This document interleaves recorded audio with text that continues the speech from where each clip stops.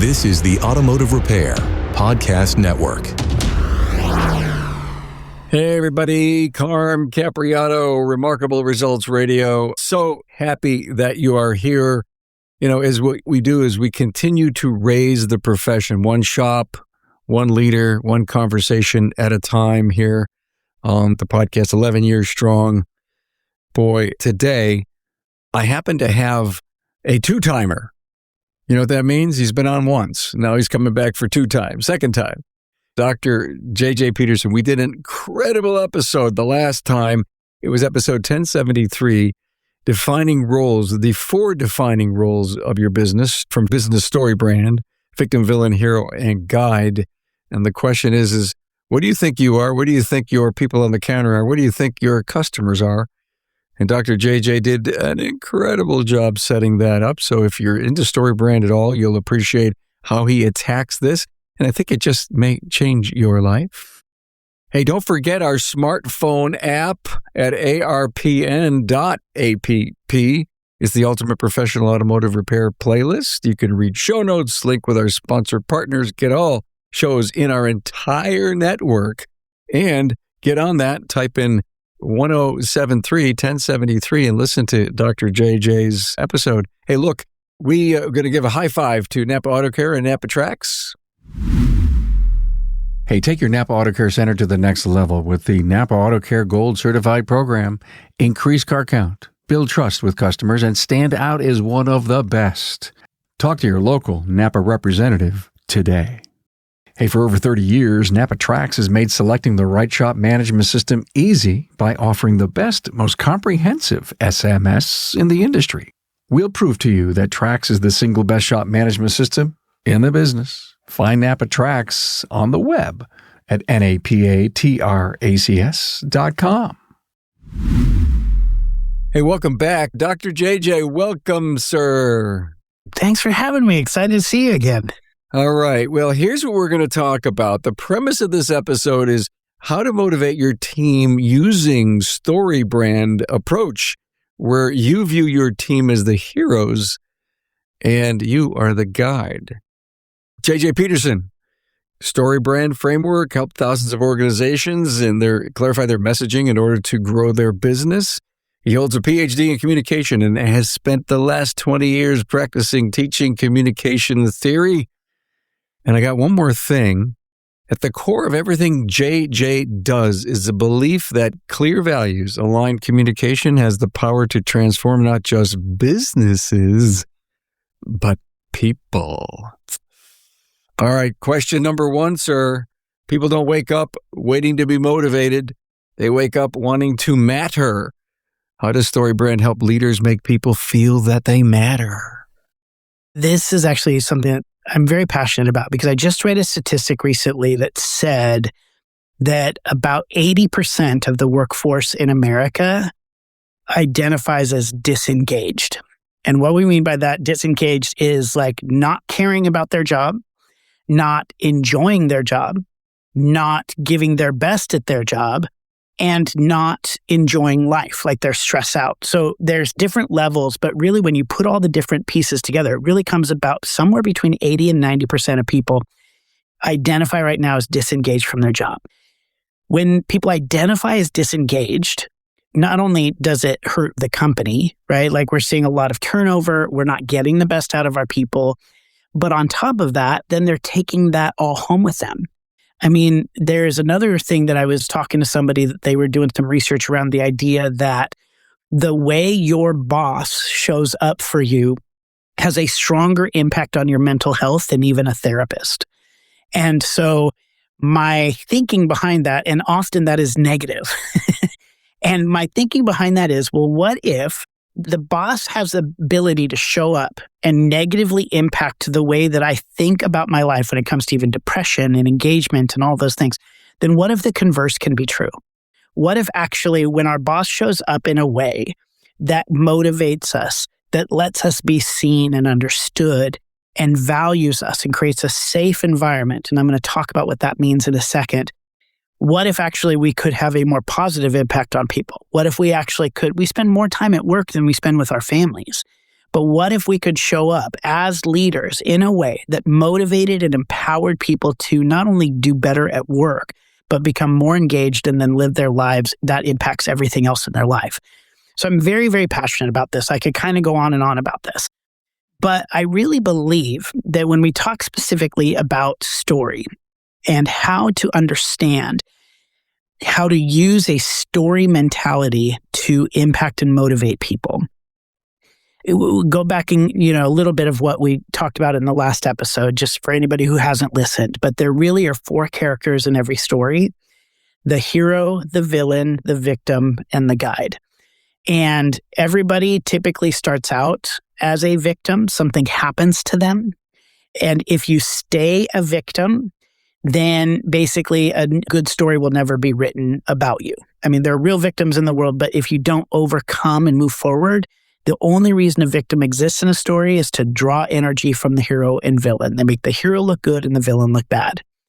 Then you come to a point where you decide something bad has happened to me and I get to decide how I move forward. A hero chooses to redeem the pain and overcome it and move forward. A villain chooses to revenge the pain, cause other pain for others. The way I think about it is a villain is a victim who just gave up on healing. That's kind of where those two things go. Often hero and villain have a backstory of pain. One chooses to redeem, one chooses to revenge. And then there's the guide. The guide shows up to help the hero win. Now, understanding that a lot of people are feeling disengaged, unmotivated, and unwilling to move. When you live in that space, oftentimes people are living in the victim mindset. So things have been hard. Things have been overwhelming. They don't know if they can move forward. And they're stuck. They're feeling stuck and overwhelmed. As a leader, we need to understand that when people are in that space, it is often coming from a backstory of pain. Some kind of frustration has caused a problem in them. And we have to approach that, I think, with a generous spirit. Instead of going, well, they're just lazy or they're mean, right? Oftentimes they turn into villains. And so they're just mean. And we start having limiting beliefs about our employees. But what if, first off, we could show up and say, as leaders, what if I viewed this person that is on a hero's journey? They have experienced probably some hardship or pain or struggle back in their life. They either have chosen then to stay in that mentality or they've chosen to revenge the pain, and so they become an asshole. Sorry for the language. And we have to understand, if we show up first off in a more gracious approach of saying, okay, let's pause it for a minute instead of just saying this guy's a jerk or this person is lazy. What is actually some backstory to them? And show up with a little bit of understanding and grace. And then we say, how can we actually move them forward and recognize that in our organization, they are actually the hero of the story. If we show up and try to be the hero of the story, we are not going to motivate our people to move forward. Okay, we as leaders. Leaders, yes. Because if I show up as a leader, and what I mean, well, one, if I show up as a victim myself, nobody's following me. If I show up as a villain myself, everybody's going to hope that I die. That's what happens to villains in movies. We all want them to die. But how do I show up as a leader? I actually want to show up as a guide because the guide is the strongest character in the story. And I know a bit of this is repeat from last time, but a guide is really the person who shows up to help the hero win. So if we view our employees as actually the heroes of the story, what we are doing is we are showing up and saying, this person outside of me is living a story. They actually are trying to pay for their family's mortgage. They're trying to get ahead in their career. They're trying to find meaning and connection in this space. They are living that story. They don't care about the profits. They don't care about you meeting your goals. That's your story. Their story is they're trying to survive. They're trying to thrive. They're trying to get ahead. And if we can show up first off with a mentality of, we're not the hero of the story, and they don't think of us as the hero. They think of themselves as the hero. So we have to identify what is it that they're wanting out of life. And we have to lean into that to help them overcome the obstacles that are getting in the way of them moving ahead in their life. Are you a NAPA Auto Care Center ready to elevate your shop? Then it's time to step into the premier tier NAPA Auto Care Gold Certified program. Gold Certified centers are recognized as the best of the best, delivering a consistent, trusted customer experience nationwide. Now, that consistency means more repeat business, more referrals, and more opportunities to grow your car count.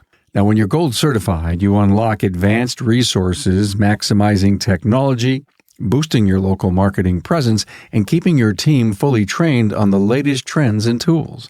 In short, Gold Certified status separates you from the rest. So what does it take to be Gold? To qualify, your shop must be a NAPA Auto Care Center for at least 1 year, have been open for 2 years or more, employ an ASE Master Technician or hold ASE Blue Seal status, co-brand with the Pro Image program, maintain a 4-star rating or higher on Google, Yelp, or NAPA CSI, use digital vehicle inspections, offer NAPA consumer financing, purchase $7,500 or more in NAPA parts monthly, and participate in a NAPA business development group. It's a true partnership, and in return, NAPA rewards Gold Certified shops with premium benefits like free priority placement on the NAPAonline.com locator, annual marketing funds, enhanced warranties, rebates, training opportunities, and a whole lot more. Are you ready to take your shop to the gold level? Well, contact your local NAPA sales representative today to see if you qualify and start your journey to Gold Certified. Increase car count, build trust with customers, and stand out as one of the best. Talk to your local NAPA representative today. Let's face it, your shop management system is the single most important tool in your shop, period. NAPA Tracks was built from the ground up to make your business more profitable and efficient. We provide an extensive set of tools to increase and track profitability in real time. NAPA Tracks offers the industry's best post-sale support, hands down, and we train your people on site. Yep, on site. And we offer remote refresher training 10 times a week, and customer support is open 6 days a week. Give us a call, visit the website, or join our Facebook community today to learn more. We'll prove to you that Tracks is the single best shop management system in the business. NAPA Tracks is always customized and tailored for you, whether you're a one-man shop or a large multi-bay or multi-location company. After all, it's your shop, so it's your choice. Visit us on the web at NAPATRACS, that's NAPATRACS.com. You know what I have to say? If I'm a specialist, a technician in the bays that can cop an attitude, no doubt, I'm probably thinking that I'm the one who makes you successful. I'm the one who does all the work. And that can create an attitude, a non-motivational attitude, if ownership, if leadership isn't the guide to get them in perspective. And maybe that's the wrong word here. No, it isn't. So let's kind of role play this for a second, because this kind of can feel a little bit like, oh, pie in the sky kind of thinking. And well, if we just did this. So let's just play this out for a second. If I am your boss or the owner and you are in the pit and you are working your butt off, if I begin and I start thinking, and I'm just going to ask you, Carm, so what is it that person in the pit, what do they want? Like just in terms of the job and the career and all of those things, what is it that they want out of this job? Like if you're in the pit, what do you want out of this job?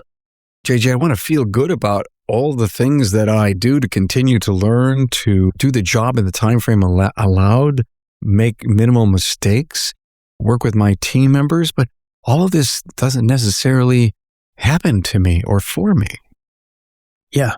Why don't you want to make mistakes? Why do you want to work with your team? What is that the end goal for you?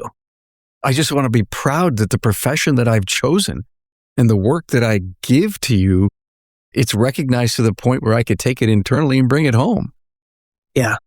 So here's how then maybe I can show up to speak to you. But let's say you want that, but also you've kind of been a little mouthy lately. And you've been like, you've cupped an attitude. Well, I can be that. Yes, I can cop an attitude, JJ. Yes, I can. And I, as the leader, want to address that attitude. There are two ways to do this, okay? I can come at you and say, hey, Carm, I want you to know everybody's noticed that you are copping an attitude and you're creating a lot of problems in here and I need you to knock it off, right? If I approach you in that way, A, you're going to get defensive. You're going to back away from me. You're going to put up a wall. You're going to, all of a sudden the story is about I am being attacked and I need to defend. So now either you position yourself, I've just put you in a position, Carm, most likely to become a villain or a victim. Because you're either going to go, that wasn't me, that was them. They're doing all this stuff. Or you start being mean back and going, you know what? You're the jerk, da-da-da. So I have just set you up. When I come at you with my story, I've set you up from the beginning right there to be either a villain or a victim. Now, because I need to be the hero of this story, I'm going, hey, you're causing me a problem. I need this to be fixed. However, if I actually start with who you are in your story, and I come to you and I go, hey, Carm, I know you want to do a good job in this place, and I know you want to be proud of the work that's happened, and I know that you actually care about the people on this team. So I'm grounding the narrative. Everything I'm about to say, I'm grounding in it your story. So I know this about you. And then I say, but here's something that's getting in the way of that. Here's the problem, because this is story framework, is a good story starts with a character who wants something and then encounters a problem. That's how story narrative works. So if I say, I know what you want. You're real proud of your job. You like your team members and want to do well for them. And you want to be able to carry this all home for your family. You could say, literally, here's the problem, or here's what's getting in the way. When you are confronted with something, it feels like you are just defending yourself and copying an attitude. And when that happens, it actually gets in the way of you being proud of the work you're doing, because you spend way more energy fighting than you do doing the work. You're actually creating problems for the team and creating conflict, which I know you don't want to do. And it also then gives you more stress to carry home. All I've done with that conversation, instead of coming in and going, Carm, quit being a jerk and let's actually get your stuff together, I ground it in your narrative. Your narrative is you want peace, you want move ahead, you want pride. Here's what's getting in the way of what you want. And when that happens, you don't get what you want. It's not, here's what I want, here's what the company wants. What that does is when you show up as a guide to help them achieve what they're doing, it grounds everything in their story and it becomes much more motivational because you're positioning them as the hero of the story. I, as your boss, am literally just showing up to help you win. Here's what you want to win in, here's the problem that's getting in the way of you winning.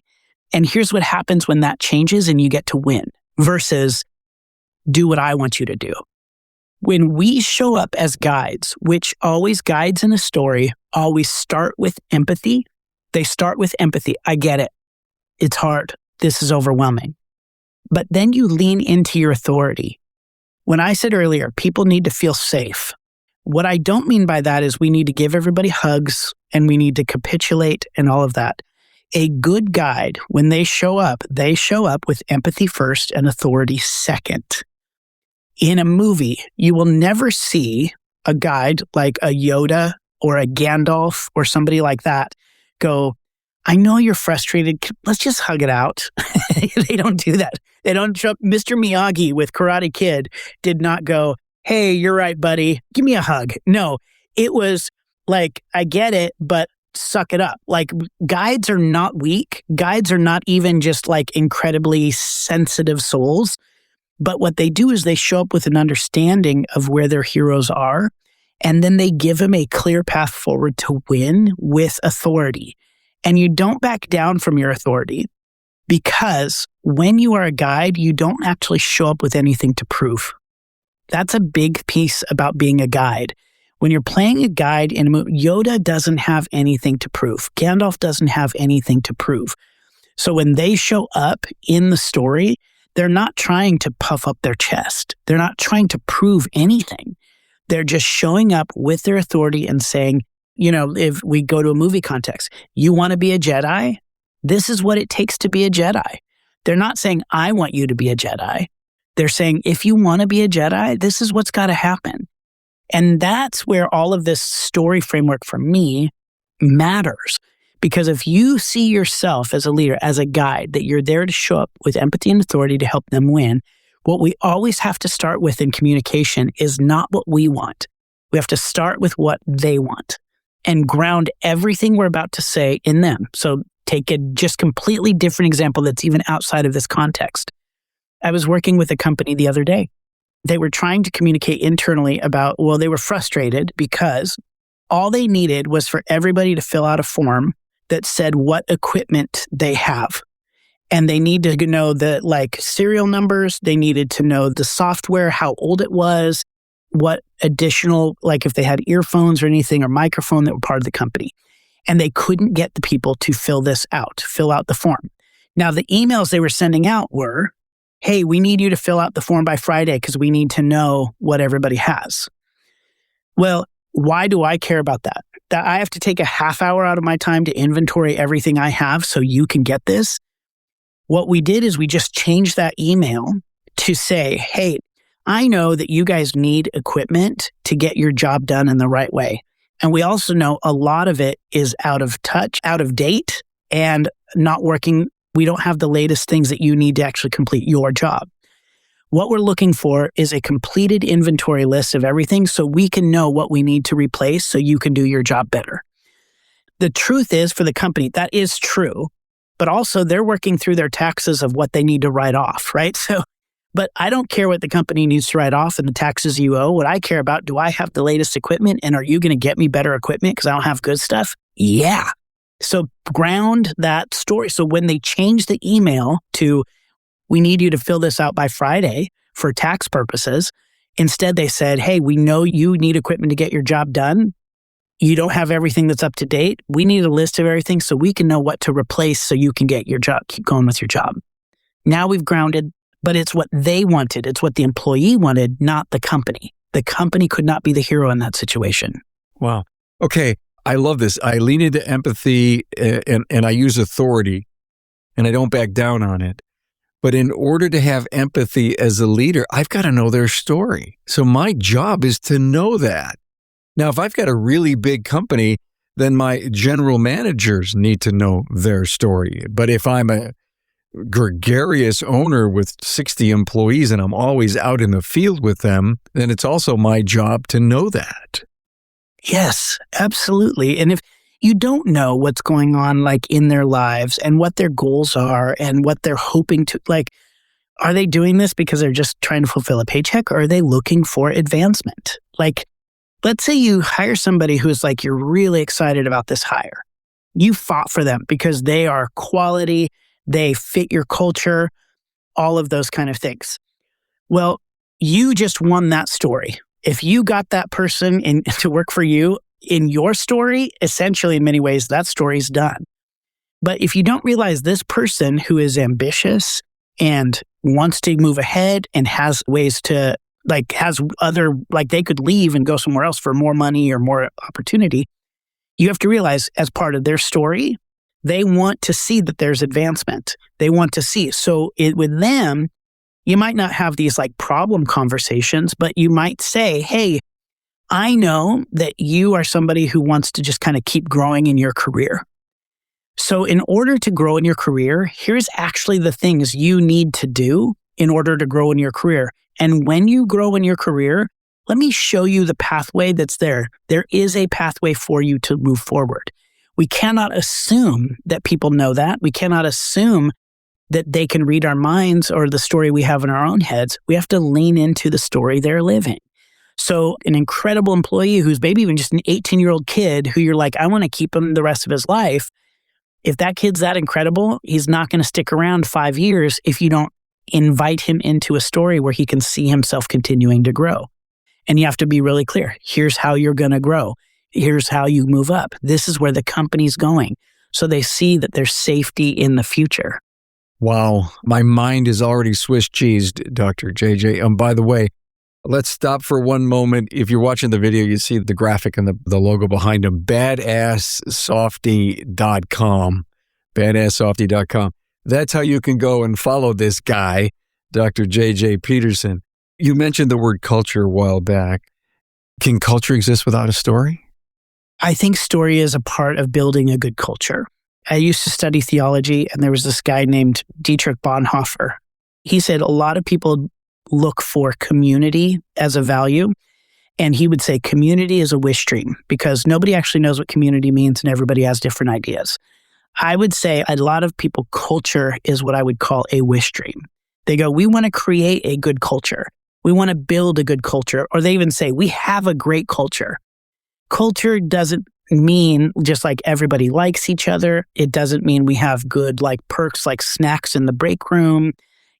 That's pieces of culture. But culture is really where you build with intention the kind of story you want to live together, to be honest.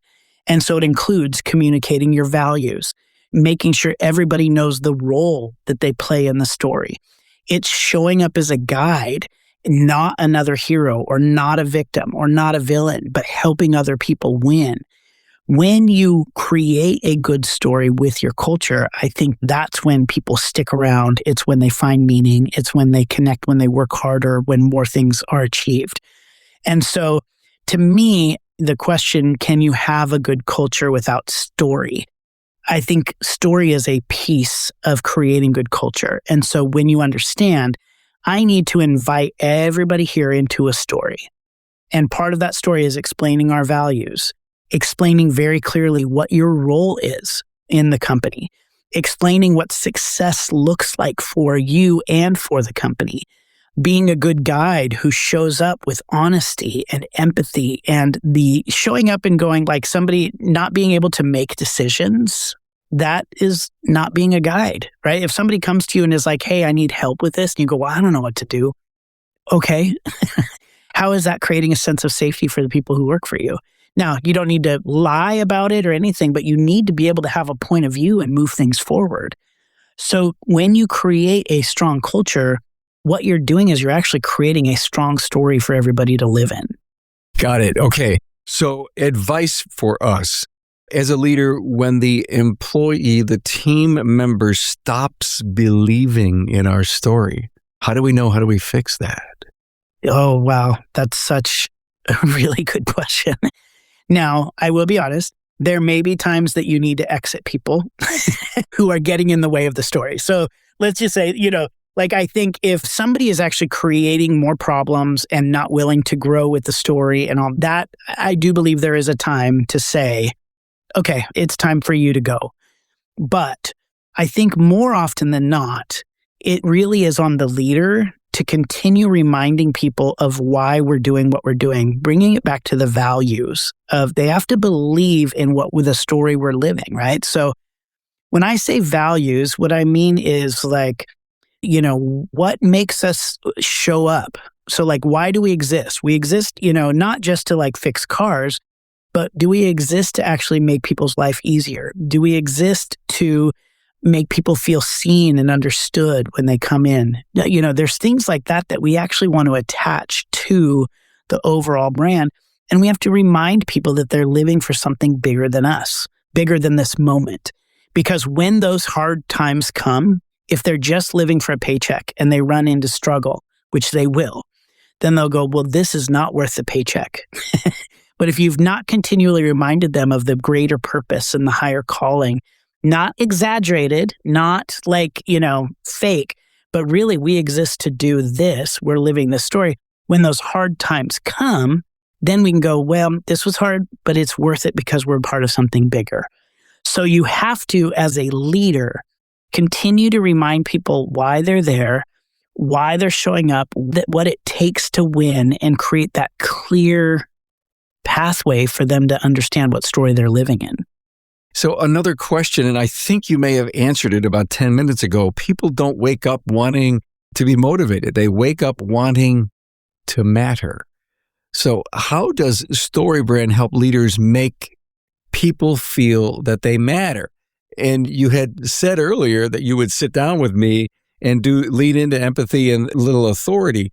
But on top of all of that, shouldn't I be paying attention to the attitudes and the performance and the smiles and the person walking around with a good posture and smiles and eye contact. Isn't that all part of the culture, the motivation, and the story? You mean as the leader, do you need to be paying attention to that, or the worker? Which were we asking, Art? No, the leader. Literally, I'm the conductor making sure that all the positive attitudes are right in the motivation that we're living our story. And I got to be watching for this stuff. Yeah. When it comes to that idea of when you said you matter, I think there's actually two pieces to this in the story. Why does the company matter, and why does your role in the company matter? And being able to be really clear about that. I think a lot of times when it comes to, say, for-profit organizations, we say things like, well, we're not feeding starving children. And so we diminish the power of the impact we have in the world. And the reality is, very honestly, with car stuff, recently I had 3 cars. So we have 3 cars, 3 drivers. All 3 cars had something go wrong within a week. My entire life was actually turned upside down because of that. Also, in that, I am not educated when it comes to cars. And so I don't know if I'm getting ripped off. I don't know. So it's added like multiple levels of stress. Like for me, it's money I wasn't expecting to spend. We actually had to rent a car because we couldn't get everybody where they need to be. We had to invite other people in and ask for help. And I have no idea if what they're telling me is true or false. Do I actually really need an air filter to be replaced today, or are you actually charging me more because you can? I don't know. So that's me as the customer, right?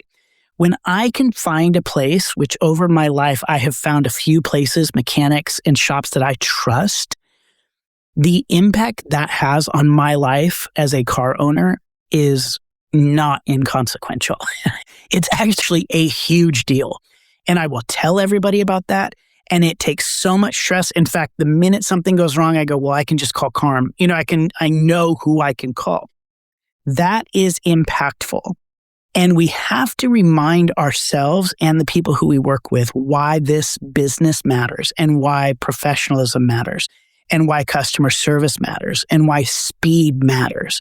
It's not just the bottom line here. It's because we're making a difference in people's lives. So we have to connect why the company matters to a higher calling without being like, we know we're not feeding starving children. We get that. But are we making a difference in the lives of every single person who walks through these doors? Absolutely. So we have to connect to that higher calling. But then even within that, if I don't know what success looks like for me as an individual within that story, I'm not going to feel like I matter. I'm inconsequential. If I'm not being, quite honestly, rewarded for the hard work I'm putting in, I don't feel like I matter. If people don't see me as a human being, I don't feel like I matter. So as a leader, those two things you have to continue to remember. And whether you own the shop or you're a line leader or whatever, you have to remember, why do we exist as a company? What story are we living as a group? Also, what story is this person living as an individual? And if I, as an employee, can't latch onto those two things, I'll stick around for a while, but I won't stay. I'm not going to be there long, because I'll find a place where I can find meaning, and I will find a place where I can personally find purpose, because that's ultimately what people are looking for. Wow. Is it an art to hold people accountable, and still manage and keep motivation high? It's an art? Yes. Yes, because we're human. Like, I get up every day and I am tired sometimes and angry and cranky. And then now I'm supposed to be like, carry this other person with me. Like 100%. Here's the thing though about it is I was listening to a psychologist who was working with parents, actually. It's a parent psychologist. And they were saying that basically trust, safety, and connection with your kids actually cannot be built. Even your spouse cannot be built without moments of repair. The mistakes you make with people are much less important than the repair that follows. And so in these moments where you're like, man, I did show up and I didn't feel like I had the time to really sit down and understand where they're coming from or explain everything. I just said, shut up and get back to work. Because in the moment we were on emergency, and I was like, and that's how I showed up as a leader. I go, you know what? Don't talk to me. Shut up and do what I told you. Have I ever said that to somebody before? I don't know if I said it that way, but I've definitely made them feel that way.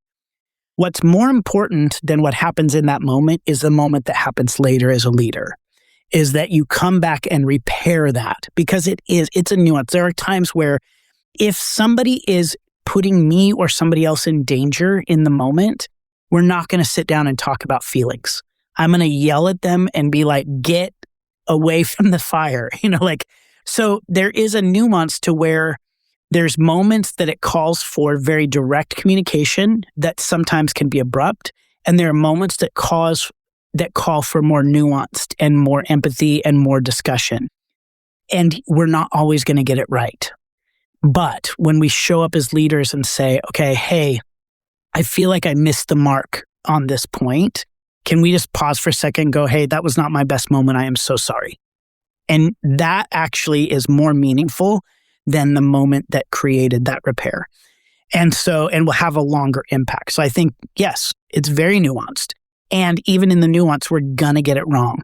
And when we do, when we show up with a mindset of repair versus like trying to prove why I was right in what I did, it's going to go much further. Be humble before you are proud, which is what you basically did in the repair moment. And I love this as an incredible takeaway here at the end of this episode, the repair piece. You're not there to fix anything. You're there to repair the damage you've done, but you have to realize you did it. And there's a lot of people that say, this is how I am, get out of my way, boom, boom, boom, freight train. And this is the toxicity that ends up becoming not a good thing inside of a business, and how people are just showing up for work for a paycheck. They're not showing up for work to have a purpose and live in a culture and enjoy what they do. And so much of it, and I don't think we stop to realize how much we as the leaders have so much to do with this. Yes, it really is. And I think if we can kind of step into that, again, not being perfect, not our sin, but taking those small steps forward to try, because we do have a bigger impact than we think. I think it goes beyond the workplace. But the other thing too is when you show up this way, you will get more out of your people. Your customers will be served better. You will have less turnover. This isn't just about being good humans, which it could be, and that would be wonderful. What if we just were better humans and treated each other better? Fantastic. But bottom line here, you want more out of your employees. You want to grow. You want customers to talk about how great you are. You have to show up in a way that communicates that you as a leader are a guide and you're there to help your team win. They're the heroes of the story. You don't need to call them heroes. They don't need to know that, but you as a leader need to think that way. This is great. Thank you so much. We were discussing motivation. We went to 110 different places because you can do that. You do that very well. I can sit and listen to you all day long. Unbelievable. Well, you pull it out of me. Oh my God, yes. I am a magnet. Absolutely.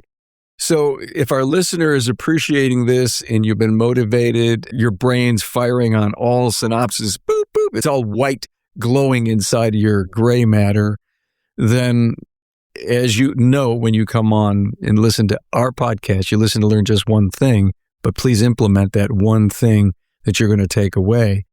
And I would believe that in today's episode, you may have to rewind this and listen a couple of more times, because there was so much here that can make you a much better guide and lift the spirits and the attitude of the heroes that work for you.